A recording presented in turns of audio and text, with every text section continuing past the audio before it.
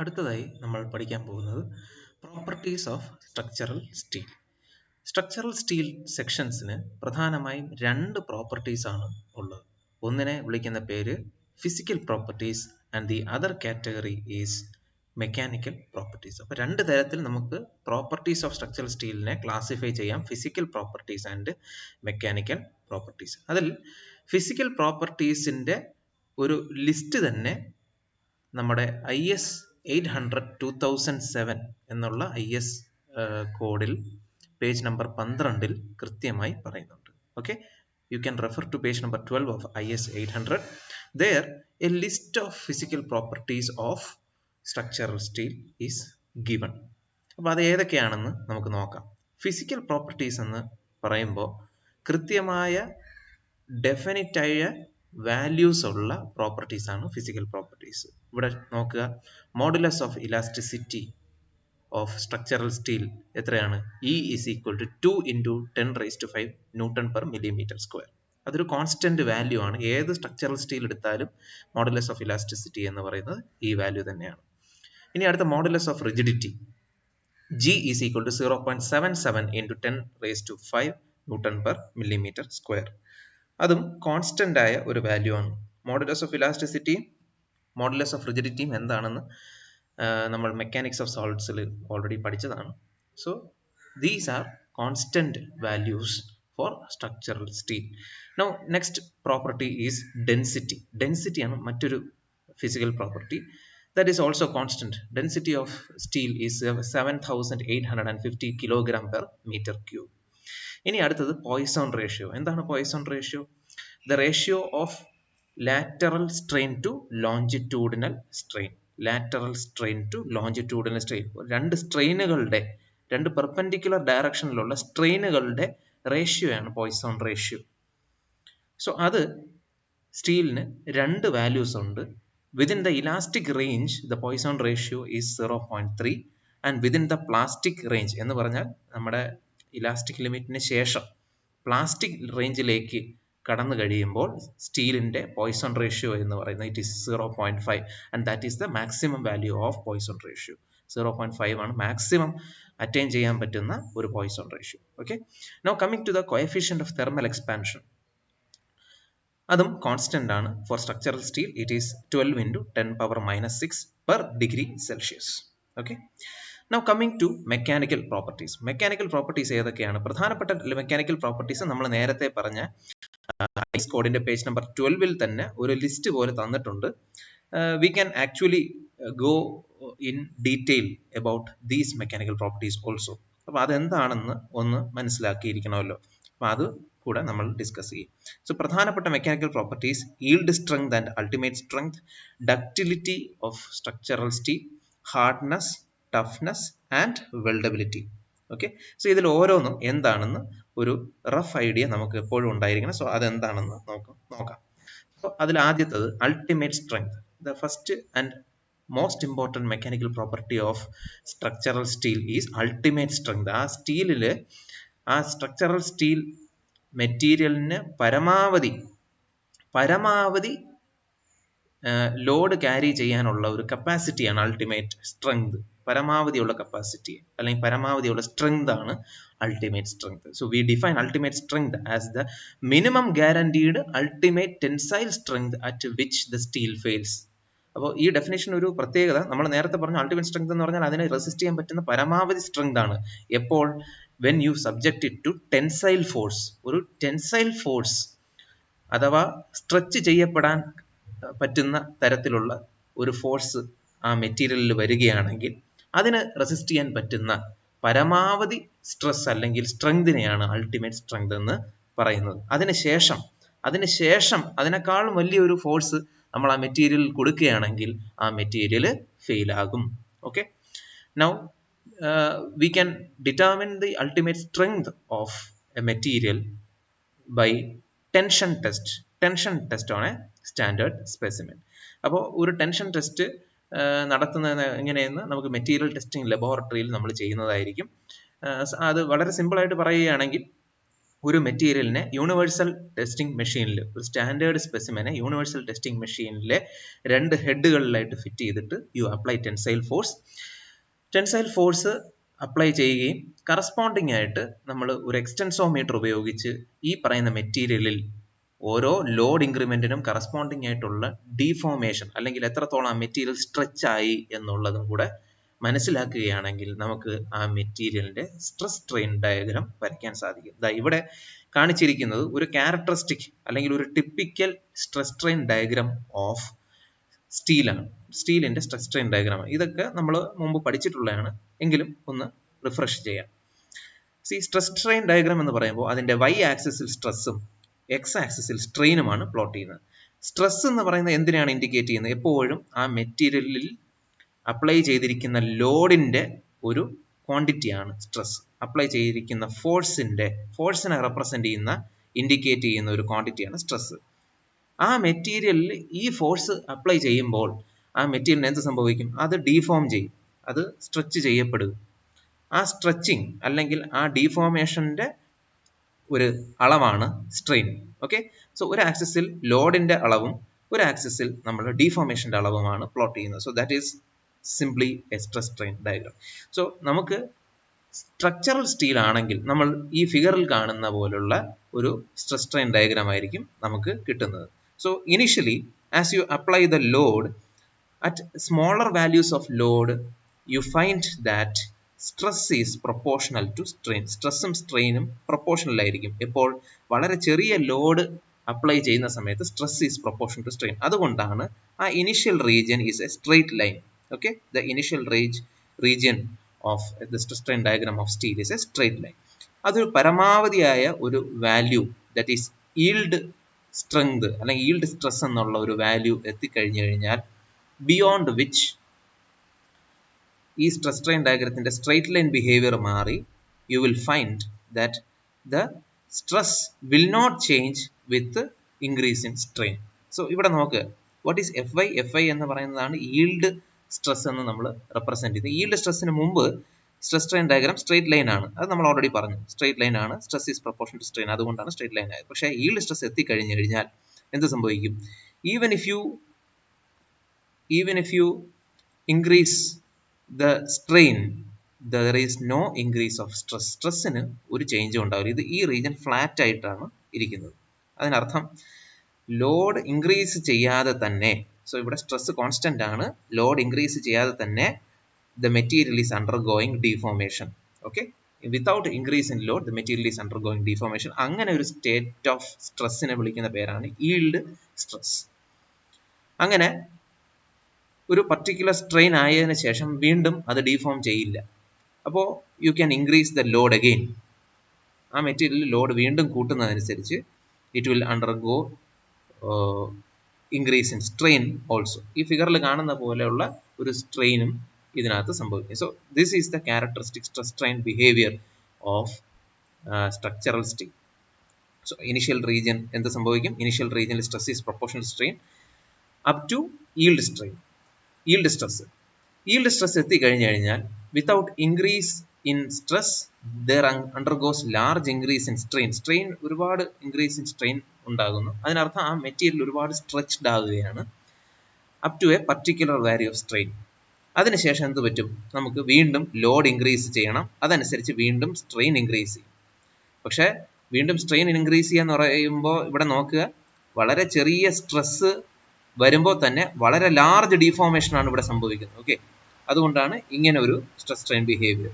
So initial ഗ്രാഫിന്റെ initial റീജിയനിലുള്ള സ്ലോപ്പിനെക്കാളും വളരെ gentle സ്ലോപ്പാണ്, പക്ഷെ വളരെ ലാർജ് ഡീഫോർമേഷൻ ഉണ്ടാകുന്നതായിട്ടാണ് ഇത് ഇൻഡിക്കേറ്റ് ചെയ്യുന്നത്. ഓക്കെ, സോ അങ്ങനെ സ്ട്രെസ് ഇൻക്രീസ് ചെയ്ത് പരമാവധി ഈ മെറ്റീരിയലിന് അറ്റൈൻ ചെയ്യാൻ പറ്റുന്ന ഒരു സ്ട്രെസ് വാല്യൂ ഉണ്ട്, and that we call as Fu. So Fu or ultimate strength is the maximum stress which the material can take up. Okay, so അതിനുശേഷം എന്ത് സംഭവിക്കും? ഈ മാക്സിമം സ്ട്രെസ് കഴിഞ്ഞതിന് ശേഷം എന്ത് സംഭവിക്കും? U find that the graph is going down, താഴോട്ട് വരുന്നതായിട്ട് നമുക്ക് കാണാം. എന്തുകൊണ്ടാണ് താഴോട്ട് വരുന്നത്? അതിന് അർത്ഥം ഈ പർട്ടിക്കുലർ വാല്യൂവിന് ശേഷം മെറ്റീരിയലിൽ വീണ്ടും സ്ട്രെസ് ഇൻക്രീസ് നടക്കുന്നില്ല, പകരം സ്ട്രെസ് ഡിക്രീസ് ആണ് നടക്കുന്നത്. എന്തുകൊണ്ടാണ്? കാരണം ആ മെറ്റീരിയലിന്റെ ക്രോസ് സെക്ഷൻ കുറഞ്ഞ് വരും. സോ അതിന്റെ ഫർദർ ഡീറ്റെയിൽസ് നമ്മൾ ഡക്റ്റിലിറ്റി പഠിക്കുന്ന സമയത്ത് നമുക്കൊന്നും കൂടെ ഡിസ്കസ് ചെയ്യാം. ഡക്റ്റിലിറ്റിയെ കുറിച്ച് പഠിക്കുന്ന സമയത്ത് നമുക്ക് മനസ്സിലാവും, നമ്മളൊരു മെറ്റീരിയൽ കണ്ടിന്യൂസ് ആയിട്ട് ടെൻസൈൽ ഫോഴ്സ് അപ്ലൈ ചെയ്ത് അതിൽ ഒരുപാട് സ്ട്രെസ് ഡെവലപ്പ് ചെയ്യുകയും കറസ്പോണ്ടിങ് ആയിട്ട് ഡീഫോർമേഷൻ സംഭവിക്കുകയും ചെയ്ത് ഒരു particular value of stress, that is ultimate strength കഴിഞ്ഞു കഴിഞ്ഞാൽ ആ മെറ്റീരിയലിന്റെ ക്രോസ് സെക്ഷൻ കുറഞ്ഞു വരികയും അവസാനം ഒരു പർട്ടിക്കുലർ പോയിന്റ് ആകുമ്പോൾ അവിടെ ഫ്രാക്ചർ നടന്ന ആ മെറ്റീരിയൽ ഫെയിൽ ആകുകയും ചെയ്യുന്നു. Okay, so that is A characteristic behaviour of structural steel. So ഈ ബിഹേവിയർ നിങ്ങൾ എപ്പോഴും ഓർത്തിരിക്കേണ്ട ഒന്നാണ്, നമ്മുടെ സ്ട്രക്ചറൽ സ്റ്റീലിന്റെ സ്ട്രെസ് സ്ട്രെയിൻ ബിഹേവിയർ. ഓക്കെ, ഇനി ഈ ഫിഗറിൽ ഒരു കാര്യം കൂടെ ശ്രദ്ധിക്കേണ്ടതാണ്. നമുക്ക് ഒരു ഗ്രാഫ് ഇവിടെ താഴോട്ടും ഒരു ഗ്രാഫ് മുകളിലോട്ടും ഞാൻ വരച്ചിട്ടുണ്ട്. താഴോട്ട് വരച്ചിരിക്കുന്ന ഗ്രാഫിനെ എഞ്ചിനീയറിംഗ് സ്ട്രെസ് സ്ട്രെയിൻ കർവ് എന്നും മുകളിലോട്ട് വരച്ചിരിക്കുന്ന ഗ്രാഫിനെ ട്രൂ സ്ട്രെസ് സ്ട്രെയിൻ കർവ് എന്നും നമുക്ക് വിളിക്കാം. അപ്പൊ നിങ്ങൾ ആലോചിക്കുന്നുണ്ടായിരിക്കും, യഥാർത്ഥത്തിൽ ശരിക്കും സ്ട്രക്ചറൽ സ്റ്റീലിൽ എന്താണ് സംഭവിക്കുക? ഈ രണ്ട് ഗ്രാഫും സൂചിപ്പിക്കുന്ന ഒരേ കാര്യത്തിനെ തന്നെയാണ്. ആ മെറ്റീരിയലിന്റെ സ്ട്രെസ്സിൽ ഒരു വ്യത്യാസവും ലോഡിൽ ഒരു വ്യത്യാസവും ഇല്ല. പക്ഷെ അതിനകത്ത് വരുന്ന വേരിയേഷൻ എന്ന് പറയുന്നത്, അതിൽ വരുന്ന ഈ രണ്ട് ഗ്രാഫിലും തമ്മിലുള്ള വ്യത്യാസം നമുക്കറിയാം. സ്ട്രെസ് എന്ന് പറഞ്ഞാൽ the applied load divided by cross sectional area or the resistance per unit area എന്ന് നമുക്ക് പറയാം. അവിടെ ഡിനോമിനേറ്ററിൽ ക്രോസ് സെക്ഷണൽ ഏരിയ ആണ് കൊടുക്കുന്നത്. ഞാൻ പറഞ്ഞു, ഈ അൾട്ടിമേറ്റ് സ്ട്രെങ്തിന് ശേഷം ഇവിടെ എന്ത് സംഭവിക്കും? ക്രോസ് സെക്ഷണൽ ഏരിയ കുറഞ്ഞു വരും. അപ്പോൾ ക്രോസ് സെക്ഷണൽ ഏരിയ കുറയുക എന്ന് പറയുമ്പോൾ what happens to the stress? Stress is equal to force by ഏരിയയിൽ ഏരിയ കുറയുമ്പോൾ, ഡിനോമിനേറ്റർ കുറയുമ്പോൾ what happens to the stress? Stress കൂടണം. സോ അങ്ങനെ കൂടിയ സ്ട്രെസ് ആണ് ഇവിടെ ട്രൂ സ്ട്രെസ് സ്ട്രെയിൻ കർവ് എന്ന് പറഞ്ഞ് പ്ലോട്ട് ചെയ്തത്. പക്ഷേ നമ്മുടെ ഒറിജിനൽ ക്രോസ് സെക്ഷണൽ ഏരിയ തന്നെയാണ് നമ്മൾ വീണ്ടും ഉപയോഗിച്ചിരുന്നതെങ്കിൽ നമുക്ക് കിട്ടുന്നതാണ് engineering stress strain curve. So that is the difference between engineering stress strain curve and the true stress strain curve. True stress strain curve എന്നുകൊണ്ട് ഉദ്ദേശിക്കുന്ന അപ്പോൾ നിലവിലുള്ള ക്രോസ് സെക്ഷണൽ ഏരിയ കൊണ്ട് ഡിവൈഡ് ചെയ്ത് നമ്മൾ പ്ലോട്ട് ചെയ്യുന്ന സ്ട്രെസ് സ്ട്രെയിൻ കർവാണ്. പക്ഷേ original cross section എന്തായിരുന്നു അത് ഉപയോഗിച്ച് സ്ട്രെസ് കാൽക്കുലേറ്റ് ചെയ്തിരുന്നെങ്കിൽ നമുക്ക് കിട്ടുന്നതാണ് എഞ്ചിനീയറിംഗ് സ്ട്രെസ് സ്ട്രെയിൻ കർവ്. നമ്മൾ എപ്പോഴും എഞ്ചിനീയറിംഗ് സ്ട്രെസ് സ്ട്രെയിൻ കർവ് ആയിരിക്കും നമ്മുടെ എഞ്ചിനീയറിംഗ് പർപ്പസുകൾക്ക് വേണ്ടി ഉപയോഗിക്കുന്നത്. അല്ലാതെ സയന്റിഫിക് സ്റ്റഡി ഓഫ് മെറ്റീരിയൽ അല്ലെങ്കിൽ മെറ്റീരിയലിന്റെ മെക്കാനിക്സിനെ കുറിച്ച് പഠിക്കുന്നത് അല്ലെങ്കിൽ ആ മെറ്റീരിയലിന്റെ പ്രോപ്പർട്ടീസിനെ കുറിച്ച് സ്റ്റഡി ചെയ്യുന്ന സാഹചര്യങ്ങളിൽ മാത്രമേ ട്രൂ സ്ട്രെസ് സ്ട്രെയിൻ കർവ് ഉപയോഗിക്കുകയുള്ളൂ. അല്ലാത്ത സാഹചര്യങ്ങളിലെല്ലാം എഞ്ചിനീയറിംഗ് സ്ട്രെസ് സ്ട്രെയിൻ കർവ് തന്നെയാണ് ഉപയോഗിക്കുന്നത്. കാരണം നമ്മൾ ഡേ ടു ഡേ ലൈഫിൽ ഒരു മെറ്റീരിയലിൽ ലോഡ് വരുമ്പോൾ, അല്ലെങ്കിൽ ഫോർ എക്സാമ്പിൾ ഒരു സ്റ്റീൽ കോളം ഉപയോഗിച്ച് നമ്മൾ ഒരു വീട് അല്ലെങ്കിൽ ഒരു സ്ട്രക്ചർ ഉണ്ടാക്കുകയാണ്. അപ്പോൾ അതിനകത്ത് വരുന്ന ലോഡിനനുസൃതമായി അതിനകത്ത് ഡീഫോർമേഷൻ സംഭവിക്കും. അപ്പോൾ ചിലപ്പോൾ ക്രോസ് സെക്ഷണൽ ഏരിയയിൽ ചേഞ്ച് ഉണ്ടാവും. പക്ഷെ നമ്മൾ അതൊന്നും ബോദർ ചെയ്യാനും അതൊന്നും മെഷർ ചെയ്യാനും നമ്മൾ തയ്യാറാകുന്നില്ല. നമ്മൾ എന്താണോ ഇനിഷ്യലി ഉള്ള ആ മെറ്റീരിയലിന്റെ ക്രോസ് സെക്ഷണൽ ഏരിയ അത് ഉപയോഗിച്ചായിരിക്കും നമ്മൾ സ്റ്റഡി ചെയ്യുന്നതും ഡിസൈൻ ചെയ്യുന്നതും എല്ലാം. So we use the same cross section of the structural steel which it used to have before we subjected it to loads. Load apply ചെയ്തതിന് മുമ്പ് എന്ത് ക്രോസ് സെക്ഷണൽ ഏരിയ ആയിരുന്നു അത് തന്നെയായിരിക്കും അതിന്റെ ബിഹേവിയർ എന്ന് അസ്യൂം ചെയ്തിട്ടായിരിക്കും നമ്മൾ അതിനെ ഡിസൈൻ ചെയ്യുന്നത്. So that is the reason engineering stress strain curve makes use of the original cross section or the initial cross sectional area of the structural steel, but true stress strain curve makes use of the actual cross sectional area of the structural steel. മനസ്സിലായല്ലോ? Okay, now the next important property is the yield stress. എന്താണ് yield stress? നമ്മൾ നേരത്തെ already പറഞ്ഞതാണ്. yield stress എന്ന് പറയുന്നത് it is a particular value of stress at which without increase in load the material undergoes large deformation. അതിനർത്ഥം എന്താണ്? Load increase ചെയ്യാതെ തന്നെ ഒരു പർട്ടിക്കുലർ സ്ട്രെസ് വാല്യൂ എത്തുമ്പോൾ ആ മെറ്റീരിയൽ ഒരുപാട് സ്ട്രെച്ച്ഡ് ആകുന്നു. അങ്ങനെ പറയുന്ന അങ്ങനെ ഉള്ള ഒരു സ്ട്രെസ് വാല്യൂവിനെയാണ് yield stress അതിനെയാണ് yield ചെയ്യുക എന്ന് പറയുന്നത്. ഒരു മെറ്റീരിയൽ yield ചെയ്യുക എന്ന് പറഞ്ഞാൽ the material is undergoing large deformation without increase in stress. So അതിനെയാണ് yield stress എന്ന് പറയുന്നത്. സോ നമുക്ക് സാധാരണഗതിയിൽ രണ്ട് തരത്തിലുള്ള സ്റ്റീൽ ഉണ്ട്. മൈൽഡ് സ്റ്റീലും ഉണ്ട്, ഹൈ സ്ട്രെങ്ത് സ്റ്റീലും ഉണ്ട്. അതിൽ മൈൽഡ് സ്റ്റീലിന് കൃത്യമായ yield പോയിന്റ് ഉണ്ടാവും. അതിന്റെ ഒരു എക്സാമ്പിൾ ആണ് ഈ കാണുന്ന നമ്മൾ നേരത്തെ ഡിസ്കസ് ചെയ്ത stress strain diagram. This stress strain diagram clearly represents the stress strain diagram of a mild steel specimen. Mild steel സ്പെസിമെനിലെ സ്ട്രെസ് സ്ട്രെയിൻ ചേഞ്ച് ആണ് നമ്മൾ ഇവിടെ കണ്ടത്. പക്ഷേ അപ്പോൾ ഇതിന്റെ പ്രത്യേകത എന്താണ്? ഇവിടെ നമുക്ക് കൃത്യമായ ഒരു ഹൊറിസോണ്ടൽ റീജിയൻ ഉണ്ട്. കൃത്യമായ ഹൊറിസോണ്ടൽ റീജിയൻ ഉള്ളതുകൊണ്ട് അതിന് കറസ്പോണ്ടിങ് ആയിട്ടുള്ള സ്ട്രെസ് yield സ്ട്രെസ് ആണെന്ന് പറഞ്ഞ് നമുക്ക് എടുക്കാം. പക്ഷേ എല്ലാ സാഹചര്യവും അങ്ങനെയല്ല. There is something called high strength steel. ഈ ഹൈ സ്ട്രെങ്ത് സ്റ്റീലിന്റെ പ്രത്യേകത it doesn't have a well defined yield point. കൃത്യമായ yield പോയിന്റ് അല്ലെങ്കിൽ കൃത്യമായ ഈ ഹൊറിസോണ്ടൽ റീജിയൻ ഇവിടെ അവൈലബിൾ അല്ല. ഇതുപോലെ ഹൊറിസോണ്ടൽ റീജിയൻ നമുക്ക് ഹൈ സ്ട്രെങ്ത് സ്റ്റീലിന് ഉണ്ടാവില്ല. അതിന്റെ എക്സാമ്പിൾ ആണ് നിങ്ങൾ ഇവിടെ കാണുന്ന സ്ട്രെസ് സ്ട്രെയിൻ ഡയഗ്രാം. ഇവിടെ നോക്കൂ, ഇവിടെ ഒരു ട്രൂ ഹൊറിസോണ്ടൽ ആയിട്ടുള്ള ഒരു സ്ട്രെസ് സ്ട്രെയിൻ ബിഹേവിയർ അല്ല ഇവിടെ ഉള്ളത്. ഇനിഷ്യൽ റീജിയൻ ക്രോസ് സെക്ഷനിലെ ഇനിഷ്യൽ ബിഹേവിയർ സ്ട്രെയിറ്റ് ലൈൻ തന്നെ ആയിരുന്നു. പക്ഷെ അതിനുശേഷം ഒരു കർവേച്ചർ ഉണ്ടായി. ഈ ഡയഗ്രത്തിന് ഒരു കർവേച്ചർ ഉണ്ടായി. അതിനുശേഷം there is slight increase in stress with strain. അല്ലാതെ ഒരു ട്രൂ ഹൊറിസോണ്ടൽ ഒരു ഹൊറിസോണ്ടൽ ലൈൻ ആയിട്ട് ഒരു സ്ട്രെയിറ്റ് ലൈൻ ആയിട്ടുള്ള ഒരു ബിഹേവിയർ ഇവിടെ കാണുന്നില്ല. അങ്ങനെയുള്ള ഒരു ബിഹേവിയർ കാഴ്ചവെക്കുന്ന മെറ്റീരിയലാണ് ഹൈ സ്ട്രെങ്ത് സ്റ്റീൽ. സോ അവിടെയുള്ള പ്രശ്നം നമുക്ക് കൃത്യമായ yield സ്ട്രെസ് ഇവിടെ കണ്ടുപിടിക്കാൻ ബുദ്ധിമുട്ടായിരിക്കും. അപ്പോൾ what should you do? What is decided as the yield stress of such a material? ഇവിടെ yield stress എന്തെന്ന് പറഞ്ഞെടുക്കണം? Here we consider a strain value equal to 0.002. ഒരു സ്ട്രെയിൻ വാല്യൂ എടുക്കുക. 0.002 എന്ന് പറഞ്ഞ സ്ട്രെയിൻ വാല്യൂ. അതിനെ വേറൊരു രീതിയിൽ പറഞ്ഞു കഴിഞ്ഞാൽ 0.002 എന്ന് പറഞ്ഞാൽ ഇറ്റ് ഈസ് ഈക്വൽ ടു 0.2%. അങ്ങനെ വേണമെങ്കിൽ എടുക്കാം. 0.2% എന്ന് പറയുമ്പോൾ 0.2 divided by 100 which is equal to 0.002. അങ്ങനെ ഒരു സ്ട്രെയിൻ വാല്യൂ നമ്മൾ ചൂസ് ചെയ്യുകയാണ്. ഓക്കെ, അങ്ങനെ എടുക്കുന്ന സ്ട്രെയിൻ വാല്യൂ ചൂസ് ചെയ്തു. എന്നിട്ട് എന്ത് ചെയ്യും? ഈ ഇനിഷ്യൽ സ്ട്രെയിറ്റ് ലൈൻ റീജിയന് പാരലൽ ആകുന്ന രീതിയിൽ you draw another line. Okay, അപ്പോൾ we are drawing a line starting from 0.002 strain value and parallel to the initial straight line portion of the curve. അങ്ങനെ വരയ്ക്കുന്ന ലൈൻ എന്ത് സംഭവിക്കും? ഈ കർവില് എവിടെയെങ്കിലും വന്ന് മീറ്റ് ചെയ്യും. അങ്ങനെ മീറ്റ് ചെയ്യുന്ന പോയിന്റിന് കറസ്പോണ്ടിങ് ആയിട്ടുള്ള സ്ട്രെസ് വാല്യൂവിനെ നമുക്ക് yield സ്ട്രെസ് ആയിട്ട് എടുക്കാം. And we call such a stress value as 0.2% proof stress.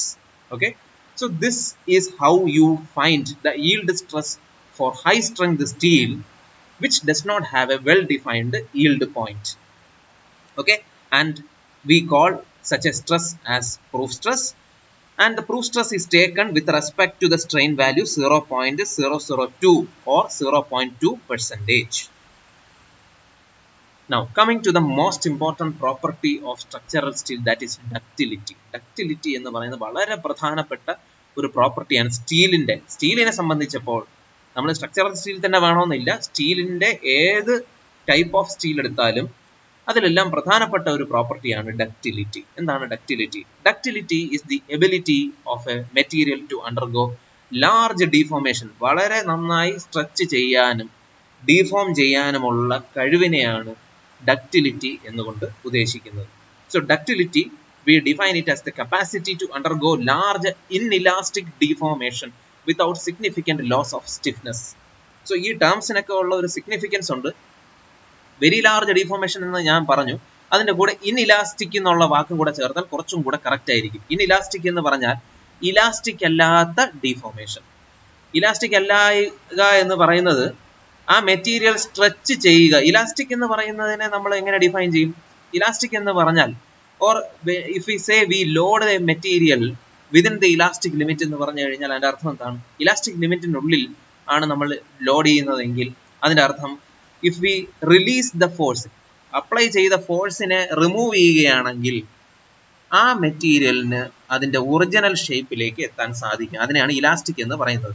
പക്ഷെ ഇവിടെ ഡക്റ്റിലിറ്റി എന്നുകൊണ്ട് ഉദ്ദേശിക്കുന്നത് അതിൻ്റെ ഇൻഇലാസ്റ്റിക് റീജിയനിലുള്ള ബിഹേവിയർ ആണ്. എന്ന് പറഞ്ഞാൽ ആ മെറ്റീരിയലിനെ നമ്മൾ ലോഡ് ചെയ്യുകയാണ്, അല്ലെങ്കിൽ ടെൻസൈൽ ഫോഴ്സ് അപ്ലൈ ചെയ്യുകയാണ്, ആ മെറ്റീരിയൽ ഡീഫോം ചെയ്യുന്നു, സ്ട്രെച്ച് ചെയ്യപ്പെടുകയാണ്, and we are increasing the load, വീണ്ടും അത് ഡീഫോം ചെയ്തുകൊണ്ടിരിക്കുകയാണ്. അങ്ങനെ ഈൽഡ് സ്ട്രെസ് കഴിഞ്ഞു, ഈൽഡ് പോയിന്റിന് ശേഷവും നമ്മൾ അതിനെ ലോഡ് ചെയ്യുന്നു, അത് ഡീഫോം ചെയ്തുകൊണ്ടിരിക്കുന്നു. ഓക്കെ, പക്ഷെ ഈൽഡ് പോയിന്റിന് ശേഷം ഉണ്ടാകുന്ന ഡീഫോമേഷൻസ് ഒന്നും ലോഡ് അല്ലെങ്കിൽ ഫോഴ്സ് റിമൂവ് ചെയ്ത് കഴിഞ്ഞാൽ അതിൻ്റെ ഒറിജിനൽ ഷേപ്പിലേക്ക് ആ മെറ്റീരിയലിനെ എത്തിക്കില്ല. ഓക്കെ, സോ അതുകൊണ്ട് ഇവിടെയുള്ള സിറ്റുവേഷനെ, ഈ സിറ്റുവേഷനിൽ ഡക്റ്റിലിറ്റി എന്ന് പറയുന്നത് എപ്പോഴും we refer to inelastic deformation, large inelastic deformation in materials. So structural സ്റ്റീലിന് അങ്ങനെ ഒരു പ്രത്യേകത കൂടെ ഉണ്ട്. ഈൽഡ് പോയിന്റിന് ശേഷം if you apply the load again it will undergo large deformation. നമ്മൾ അതിനെക്കുറിച്ച് ഓൾറെഡി പറഞ്ഞാണ് ഈ ഫിഗറിൽ പറയുന്ന പോലെ. ഈൽഡ് പോയിന്റിന് ശേഷം it undergoes large strain. Strain എന്ത് സംഭവിച്ചു? ഇവിടെ നിന്ന് സ്ട്രെയിൻ ഇതുവരെ പോകാൻ അതിന് സാധിക്കുന്നു. എന്തുകൊണ്ട്? അതിന് വളരെയധികം സ്ട്രെച്ച് ചെയ്യാനുള്ള കപ്പാസിറ്റി ഉണ്ട്. പക്ഷേ ഈ പോയിന്റിന് ശേഷം സ്ട്രെസ് വളരെ കുറച്ചേ കൂടിയുള്ളൂ. Okay, stress has increased only very less compared to the strain values. Strain has increased so much. Strain എന്ന് പറഞ്ഞാൽ നമ്മൾ ഓൾറെഡി പറഞ്ഞു, അത് ഡീഫോം ചെയ്യാനുള്ളതിന്റെ കപ്പാസിറ്റിയാണ് സ്ട്രെയിൻ എന്ന് പറയുന്നത്. അപ്പോൾ അത് ഒരുപാട് ഡീഫോം ചെയ്ത് കഴിഞ്ഞു. അങ്ങനെ ഉള്ള ഇൻഇലാസ്റ്റിക് ഡീഫോമേഷനെയാണ് ഡക്റ്റിലിറ്റി എന്ന് പറയുന്നത്. സോ ഡക്റ്റിലിറ്റിയെ റെപ്രസെന്റ് ചെയ്യുന്നത് എങ്ങനെയാണ്? നമ്മൾ രണ്ട് സ്പെസിമെൻ എടുക്കുന്നു. Okay, we subject to load and the material has undergone large deformation. അങ്ങനെ ഡീഫോം ചെയ്ത് അത് കാണിക്കാൻ വേണ്ടിയാണ് ഇവിടെ ഒരു സ്ട്രെസ് സ്ട്രെയിൻ ഡയഗ്രാം വീണ്ടും കൊടുത്തിട്ടുള്ളത്. ഇനിഷ്യൽ റീജിയൻ സ്ട്രൈറ്റ് ലൈൻ ആണ്. ഓക്കെ, അങ്ങനെ ഒരു പോയിന്റിന് ശേഷം ഈൽഡ് ചെയ്യുന്നുണ്ട്. Okay, and it is yielding again, we are increasing the load and it is undergoing large deformation. ഇവിടെ ഒരുപാട് ഡീഫോമേഷൻ സംഭവിക്കുന്നുണ്ട്. അങ്ങനെ അൾട്ടിമേറ്റ് സ്ട്രെങ്ത് എത്തിയപ്പോൾ എന്ത് സംഭവിച്ചു? അതിനുശേഷം ഉള്ള കർവ് താഴോട്ട് പോകും. താഴോട്ട് പോകുന്നതിന്റെ കാരണം ഞാൻ പറഞ്ഞു തന്നു. കാരണം ക്രോസ് സെക്ഷണൽ ഏരിയ കുറയുന്നുണ്ട്. നമ്മൾ ഒറിജിനൽ ക്രോസ് സെക്ഷൻ കൊണ്ട് ഡിവൈഡ് ചെയ്യുകയാണെങ്കിൽ സ്ട്രെസ് കുറഞ്ഞു വരും. ഓക്കെ, സോ എന്ത് സംഭവിക്കും? അൾട്ടിമേറ്റ് സ്ട്രെങ്തിന് ശേഷം ക്രോസ് സെക്ഷൻ കുറയുന്നു. അതുകൊണ്ടാണ് ഇവിടെ ഒറിജിനൽ സ്പെസിമെൻ ഇങ്ങനെയാണ് ഇരിക്കുന്നത്. ലോഡ് ചെയ്തതിന് ശേഷം നമ്മൾ നോക്കുക, ഇവിടെ ഈ റീജിയനിൽ ക്രോസ് സെക്ഷണൽ ഏരിയ കുറഞ്ഞിട്ടുണ്ട്. മനസ്സിലായി? സോ ഇങ്ങനെ ഒരു സിറ്റുവേഷൻ സംഭവിക്കും. ഇപ്പോൾ അൾട്ടിമേറ്റ് സ്ട്രെങ്ത് കഴിഞ്ഞു കഴിഞ്ഞാൽ you will find that there is a reduction in the cross section of the material. Okay, പക്ഷേ സ്ട്രെസ് വീണ്ടും നമ്മൾ കാൽക്കുലേറ്റ് ചെയ്യാൻ force divided by original cross section ഇടുന്നത് കൊണ്ട് എന്ത് സംഭവിക്കും? അവിടെ സ്ട്രെസ് വാല്യൂ കുറഞ്ഞു വരും. അതുകൊണ്ടാണ് ഇത് താഴോട്ട് പോയത്. ഫൈൻ. അപ്പോൾ എന്ത് സംഭവിക്കും? നമ്മൾ ഇനീഷ്യലി ഒരു മെറ്റീരിയൽ എടുക്കുക, അതിൽ 2 പോയിന്റ്സ് മാർക്ക് ചെയ്ത് വെച്ചു, എന്നിട്ട് we subject to tensile force. അങ്ങനെ അൾട്ടിമേറ്റ് സ്ട്രെങ്ത് ഒക്കെ കഴിഞ്ഞ് ഇവിടെ എന്ത് സംഭവിച്ചു? ഫ്രാക്ചർ ഉണ്ടായി. ഒരു പർട്ടിക്കുലർ സ്ട്രെസ് വാല്യൂ കഴിഞ്ഞു, അതിന് പരമാവധി റെസിസ്റ്റ് ചെയ്യാൻ പറ്റുന്ന ഒരു സ്ട്രെസ് എത്തി കഴിഞ്ഞപ്പോൾ the material failed. Steel section fail ചെയ്യുമ്പോൾ ഇവിടെ ഫ്രാക്ചർ ഉണ്ടായി. നമ്മൾ എന്ത് ചെയ്യും? 2 പീസിനെയും ചേർത്ത് ഇതുപോലെ വയ്ക്കും. പൊട്ടിപ്പോയ 2 പീസിനെയും ചേർത്ത് വെച്ചിട്ട് ഈ 2 പോയിന്റ്സ് തമ്മിലുള്ള ഡിസ്റ്റൻസ് വീണ്ടും മെഷർ ചെയ്യും. So this was the initial length and this is the final length. ഈ ലെങ്തിനെ വിളിക്കുന്ന പേര് ഗേജ് ലെങ്ത് എന്നാണ് വിളിക്കുന്നത്. ആദ്യം ഇനിഷ്യലി മാർക്ക് ചെയ്ത 2 പോയിന്റ്സിനെ വിളിക്കുന്ന പേരാണ് gauge length. So this is the initial gauge length or original gauge length and this is the final gauge length or gauge length at failure. So final length minus initial length divided by initial length into 100 ചെയ്യുമ്പോൾ നമുക്ക് കിട്ടുന്ന parameter ആണ് percentage elongation. Okay, so we can determine the percentage elongation എന്ന് പറഞ്ഞാൽ ഈ മെറ്റീരിയലിന് എത്രത്തോളം stretch ആകും അതൊരു പെർസെൻറ്റേജ് ആയിട്ട് റെപ്രസെന്റ് ചെയ്യാനാണ് നമ്മൾ ഇത് ചെയ്തത്. So percentage elongation is final length minus original length divided by original length into 100. You will get percentage elongation. Okay, സാധാരണ മൈൽഡ് സ്റ്റീൽ സ്പെസിമെൻസിന് ഏകദേശം 20% ഇലോങ്ങേറ്റ് ചെയ്യാനുള്ള കപ്പാസിറ്റി ഉണ്ട്. Okay, now coming to mechanical പ്രോപ്പർട്ടീസിന്റെ അടുത്ത പ്രധാനപ്പെട്ട മെക്കാനിക്കൽ പ്രോപ്പർട്ടിയാണ് ടഫ്നെസ്. എന്താണ് toughness? Toughness is defined as the ability to resist fracture under impact loading. Impact load ചെയ്യുന്ന സമയത്ത് ഫ്രാക്ചർ ഉണ്ടാകാനുള്ള സാധ്യതയുണ്ട്. അതിനെ റെസിസ്റ്റ് ചെയ്യാനുള്ള ഒരു എബിലിറ്റിയാണ് ടഫ്നെസ് എന്ന് പറയുന്നത്. എന്താണ് ഇമ്പാക്റ്റ് ലോഡ്? ഇമ്പാക്റ്റ് ലോഡ് എന്ന് പറഞ്ഞാൽ നമ്മളൊരു കല്ലെടുത്ത് ഒരു സർഫസിൽ അല്ലെങ്കിൽ ഒരു പ്രതലത്തിൽ അല്ലെങ്കിൽ ഒരു സാധനത്തെ എറിയുകയാണ്. നമ്മളൊരു കല്ലെടുത്ത് എന്തെങ്കിലും ഒരു സാധനത്തിന്റെ പുറത്ത് എറിയുകയാണെന്ന് വയ്ക്കുക. So that is an impact load. ആ കല്ല് വന്ന് ആ പ്രതലത്തിൽ സ്പർശിക്കുമ്പോൾ ഉണ്ടാകുന്ന ലോഡാണ് ഇമ്പാക്റ്റ് ലോഡ്. സാധാരണഗതിയിൽ നമ്മൾ ഒരു പ്രതലത്തിൽ ഡയറക്ട്ലി അപ്ലൈ ചെയ്യുന്ന ലോഡിനെ ഗ്രാജുവലി അപ്ലൈഡ് ലോഡ് എന്ന് പറയും. പക്ഷെ ഇത് ഒരു ഡിസ്റ്റൻസ് അല്ലെ ഒരു സഫീഷ്യന്റ് ഡിസ്റ്റൻസ് മൂവ് ചെയ്തിട്ടാണ് ഈ കല്ല് വന്ന് ആ പ്രതലത്തിൽ തട്ടിയത്. അപ്പോൾ it is actually A moving load. അങ്ങനെയുള്ള ഒരു മൂവിങ് ലോഡ് കൊണ്ടുണ്ടാകുന്ന ഫ്രാക്ചർ, അതിനെ റെസിസ്റ്റ് ചെയ്യാനുള്ള എബിലിറ്റിയാണ് ടഫ്നെസ് എന്ന് പറയുന്നത്. സോ ഏതൊരു മെറ്റീരിയലിനും ടഫ്നെസ് എങ്ങനെ കാൽക്കുലേറ്റ് ചെയ്യും? വളരെ ഈസിയാണ്. നമ്മൾ നേരത്തെ വരച്ച സ്ട്രെസ് സ്ട്രെയിൻ ഡയഗ്രാം വരയ്ക്കുക. എന്നിട്ട് ആ സ്ട്രെസ് സ്ട്രെയിൻ ഡയഗ്രത്തിന്റെ താഴെയുള്ള ഏരിയ കാൽക്കുലേറ്റ് ചെയ്യുക. അതിന് താഴെ ഒരു ഏരിയ ഉണ്ട്. ഓക്കെ, ആ സ്ട്രെസ് സ്ട്രെയിൻ ഡയഗ്രത്തിന്റെ താഴെയുള്ള ഏരിയ കാൽക്കുലേറ്റ് ചെയ്യുക. ആ ഏരിയ അണ്ടർ സ്ട്രെസ് സ്ട്രെയിൻ ഡയഗ്രത്തിനെയാണ് ടഫ്നെസ് എന്ന് വിളിക്കാം. ഓക്കെ, സോ ഏതൊരു മെറ്റീരിയലിന്റെ ടഫ്നെസ് കണ്ടുപിടിക്കണമെങ്കിൽ വളരെ സിമ്പിൾ ആയിട്ട് ചെയ്യാൻ പറ്റുന്നത് ആ മെറ്റീരിയലിന്റെ stress area under the curve കണ്ടുപിടിക്കുക. And that will give you toughness. So the ability to resist fracture under impact loads. സാധാരണ ഇത് ഏത് കേസിലാണ്? നമ്മുടെ സിവിൽ എഞ്ചിനീയറിംഗ് മെറ്റീരിയലിൽ എപ്പോഴാണ് ഇത് സംഭവിക്കുന്നത്? ഇമ്പാക്റ്റ് ലോഡ് എന്ന് പറയുന്നത് നമ്മൾ സാധാരണ എൻകൗണ്ടർ ചെയ്യുന്നത് ബ്രിഡ്ജുകളിലാണ്. ഇമ്പാക്റ്റ് ലോഡ് വരുന്നത് ബ്രിഡ്ജുകളിലാണ്. ഫോർ എക്സാമ്പിൾ, ഒരു ട്രെയിൻ അല്ലെങ്കിൽ ഒരു വെഹിക്കിൾ ഒരു ബ്രിഡ്ജിലൂടെ മൂവ് ചെയ്യുന്ന സമയത്ത് ഓക്കെ, അതിനകത്ത് വരുന്ന ലോഡ് ഇമ്പാക്റ്റ് ലോഡാണെന്ന് നമ്മൾ പറയാറുണ്ട്. അതുപോലെ സീസ്മിക് ലോഡ്സ്, ഒരു എർത്ത്ക്വേക്ക് ലോഡ് അപ്ലൈ ചെയ്യുന്ന സമയത്തും അവിടെയും load can be considered to be impact load. അവിടെ ഉപയോഗിക്കേണ്ട മെറ്റീരിയലിന് സഫീഷ്യന്റ് ടഫ്നെസ് ഉണ്ടായിരിക്കണം. ഓക്കെ, അങ്ങനെ ഒരു മെറ്റീരിയൽ ഉപയോഗിക്കുകയാണെങ്കിൽ നമ്മൾ ഈ പറഞ്ഞതുപോലെ area under the stress strain diagram ഉപയോഗിച്ച് അതിന്റെ ടഫ്നെസ് കണ്ടുപിടിക്കും. സഫീഷ്യന്റ് ടഫ്നെസ് ഉള്ള ഒരു മെറ്റീരിയൽ മാത്രമേ ഈ പറയുന്ന സാഹചര്യങ്ങളിൽ നമുക്ക് ഉപയോഗിക്കാൻ പറ്റുള്ളൂ. Now coming to hardness. What is hardness? Hardness എല്ലാത്തിനും ഒരു ഡെഫിനിഷൻ ഉണ്ട്. ആ ഡെഫിനിഷൻ അനുസരിച്ച് വേണം നിങ്ങൾ ആ പ്രോപ്പർട്ടി ഓർത്ത് വയ്ക്കാൻ. ഹാർഡ്നെസ് എന്ന് പറഞ്ഞാൽ it is the resistance of a material against indentation or scratching. Indentation എന്ന് പറഞ്ഞാൽ ഒരു മെറ്റീരിയൽ മറ്റൊരു മെറ്റീരിയലുമായിട്ട് കോണ്ടാക്ട് വരുന്ന സമയത്ത് ഒരു മെറ്റീരിയൽ മറ്റൊരു മെറ്റീരിയലിനെക്കാളും കുറച്ച് ഹാർഡായിരിക്കും. എല്ലാ മെറ്റീരിയൽസിനും ഒരേ ഹാർഡ്നെസ് അല്ല, അത് നമുക്കറിയാം. പക്ഷെ ഒരു മെറ്റീരിയൽ മറ്റൊരു മെറ്റീരിയലുമായിട്ട് കോണ്ടാക്ട് വരുന്ന സമയത്ത് നമ്മൾ ശ്രദ്ധിച്ചാൽ അറിയാം ഒരു മെറ്റീരിയൽ മറ്റേതിനേക്കാളും എപ്പോഴും ഹാർഡായിരിക്കും. ഏതെന്നുള്ളത് ആ മെറ്റീരിയലിനെ ആശ്രയിച്ചിരിക്കും. അങ്ങനെ ഹാർഡായ ഒരു മെറ്റീരിയൽ മറ്റൊരു സോഫ്റ്റായ ഒരു മെറ്റീരിയലിൽ ഉണ്ടാക്കുന്ന ഇംപ്രഷൻ അല്ലെങ്കിൽ അതിൽ ഉണ്ടാകുന്ന പാടുകൾ, അങ്ങനെ പാടുകളോ ഇംപ്രഷൻസോ ഉണ്ടാക്കാൻ ആ മെറ്റീരിയലിന് സാധിച്ചു കഴിഞ്ഞാൽ then such a material is not hard. Soft ആയിട്ടുള്ള മെറ്റീരിയൽ സോഫ്റ്റ് എന്ന് തന്നെയാണ് പറയുന്നത്. ഓക്കെ, ആ ability of a material to resist indentation or scratching, scratch ഉണ്ടാകാനോ അല്ലെങ്കിൽ ഇതുപോലെ പാടുകൾ വീഴ്ത്താനുമുള്ള എബിലിറ്റിയെ റെസിസ്റ്റ് ചെയ്യുന്നുണ്ടെങ്കിൽ then we call such a property as hardness. അങ്ങനെ ഓരോ മെറ്റീരിയലിനും ഓരോ ഹാർഡ്നെസ് ആണ്. ഓരോ മെറ്റീരിയൽസിന്റെയും ഹാർഡ്നെസ് കണ്ടുപിടിക്കാൻ 3 മെത്തേഡ്സ് നമുക്ക് അവൈലബിൾ ആണ്. One is called Brinell hardness test, second is Rockwell hardness test, third one is Vickers hardness test. അതിൽ വളരെ ലെസ് എക്സ്പെൻസീവ് ആയിട്ടുള്ള ഒരു എക്യുപ്മെന്റ് ആണ് Brinell hardness test. അവിടെ സ്റ്റീൽ ബോൾ ഉപയോഗിച്ചിട്ടാണ് ഹാർഡ്നെസ് ചെക്ക് ചെയ്യുന്നത്. അപ്പോൾ സ്റ്റീലാണ് അവിടെ ഉപയോഗിക്കുന്ന ഏറ്റവും ഹാർഡസ്റ്റ് മെറ്റീരിയൽ. സ്റ്റീലിനെക്കാളും സോഫ്റ്റർ ആയിട്ടുള്ള മെറ്റീരിയൽസിന്റെ ഹാർഡ്നെസ് മെഷർ ചെയ്യാനാണ് ഇത് ഉപയോഗിക്കുന്നത്. ഓക്കെ, ഇവിടെ സ്റ്റീൽ ബോൾ ഉപയോഗിച്ച് മറ്റ് മെറ്റീരിയൽസിന്റെ ഹാർഡ്നെസ് മെഷർ ചെയ്യും. പക്ഷെ നമ്മൾ ശ്രദ്ധിക്കേണ്ടത്, ഇനി സ്റ്റീലിന്റെ തന്നെ ഹാർഡ്നെസ് മെഷർ ചെയ്യണമെങ്കിൽ എന്ത് ചെയ്യണം? അവിടെയാണ് നമ്മൾ അടുത്ത ടെസ്റ്റിംഗ് എക്യുപ്മെന്റ്സിനെ ഉപയോഗിക്കുന്നത്. വിക്കർ ഹാർഡ്നെസ് അല്ലെങ്കിൽ റോക്ക്വെൽ ഹാർഡ്നെസ് ഒക്കെ ഉപയോഗിക്കുന്നത്. ഈ വിക്കർ ഹാർഡ്നെസ്സിലും റോക്ക്വെൽ ഹാർഡ്നെസ്സിലും നമ്മൾ ലോകം കണ്ടിട്ടുള്ളതിൽ ഏറ്റവും ഹാർഡസ്റ്റ് ആയിട്ടുള്ള മെറ്റീരിയലാണ് ഉപയോഗിക്കുന്നത്. That is diamond.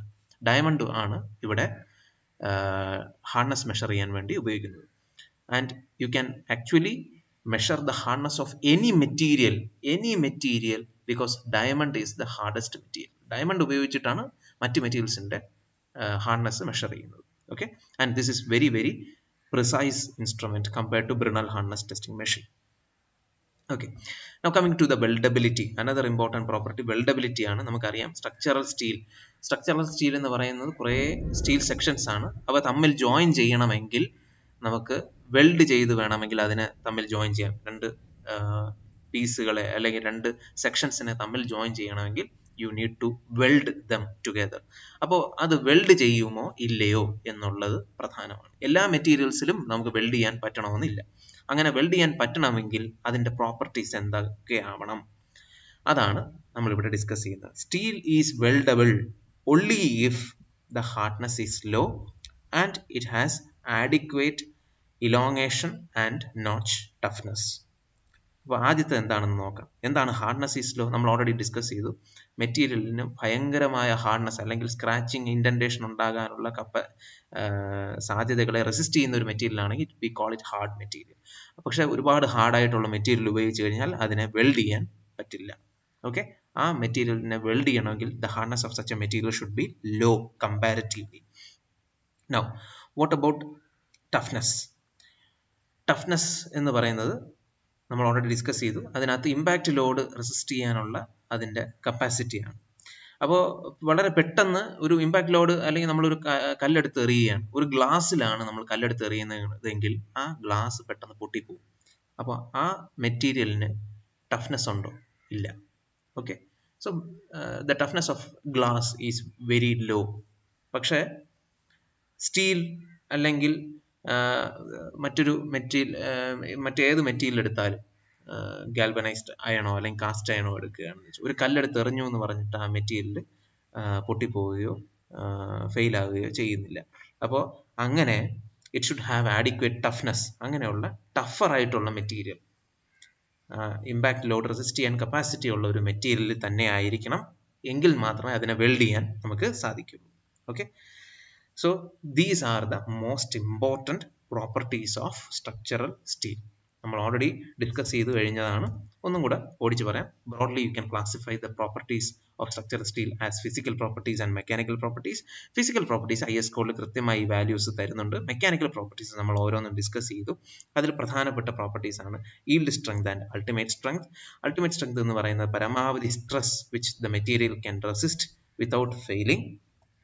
Yield stress എന്ന് പറഞ്ഞാൽ it is the particular stress value beyond which there is no increase in stress but there undergoes large deformation. Okay, now ductility എന്ന് പറയുന്നത് it is the ability of the material to undergo very large inelastic deformation without loss of stiffness. Now toughness is the ability to resist impact loads. Hardness എന്താണ്? Ability to resist indentation or scratching. Ductility of a material is ensured if it has very low hardness and substantial toughness. Okay,